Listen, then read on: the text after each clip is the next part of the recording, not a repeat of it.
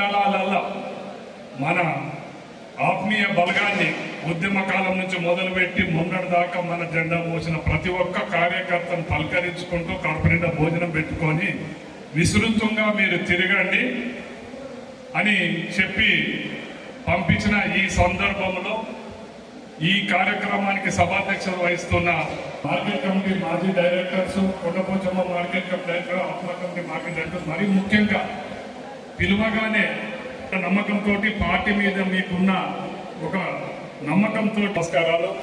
కేసీఆర్ గారి హరీష్ రావు కూడా నమస్కారాలు నా ద్వారా మీకు తెలియజేస్తున్నారు. చాలా సంతోషం.